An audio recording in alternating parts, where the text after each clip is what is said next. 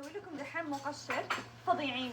هم مقشرين، المقشر الاول طبيعي 100%، المقشر الثاني لا، صراحه في منتجات انا اخذتها من الصيدليه من عند العطار. عرفتوا؟ المقشر يعني مسوي لكم مقشرين وكلها بنات تجنن، تخليكي قطعه كذا قزاز تعرفون يعني كذا تلقون لك حقيقي.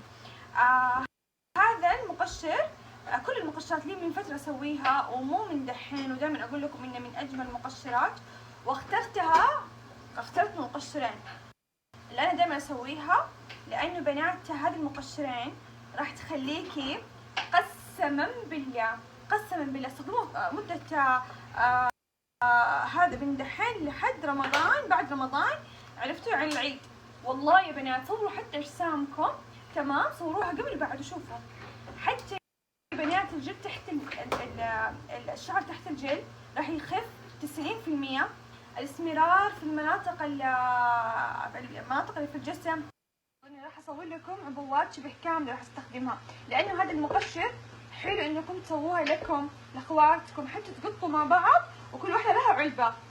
فهمتوني؟ يعني ما شاء الله اصلا يعني تطلع لكم كذا علبه، فمره حلو انكم تقطوا مع بعض وتسووها. بنات والله راح تدعوا لي.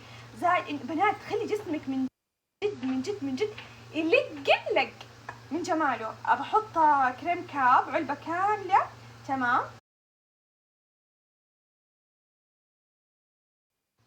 بنات هذا المقشر ما حتلقوه الا في الصيدليه، لانه ما راح ينباع. شايفين انتوا كيف القطع اللي فيه؟ بنات هذا يجنن يا بنات. صح انه شوي سعره غالي، بس والله يا بنات راح تدعوا لي مع دي الخلطه بالذات. مو طبيعي كيف ياخذ العقل. نحط اللي هو كريم العروسه، هذا حتلقوه عند العطار، تمام.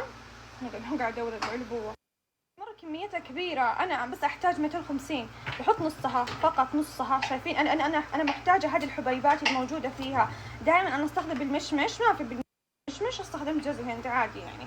بحط البودرات، بكتب لكم مكونات البودرات بعدين.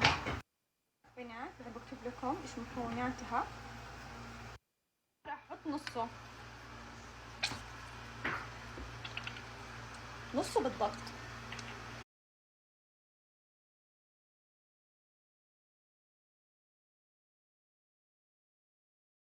بوريكم شغلة كيف السنفرة تاخذ العقل وتشيل الجلد الميت، ومن جد تنقي البشرة وتخلي بشرتك جديدة. حتى اللي هي البقعة الداكنة، بنات كمان ترطب البشرة لأنه فيها الكريم بابايا، وتفتح البشرة درجات، مو درجات. قسما بالله يا بنات تجنوا، ريحتها مرة حلوة.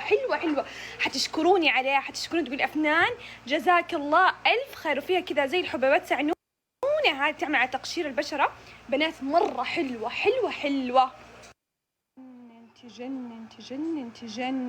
تجنن. باي باي جلد الميت، باي باي السمار، باي باي سواد المفاصل، باي باي كل بنات مشاكل البشرة. مرة حلوة.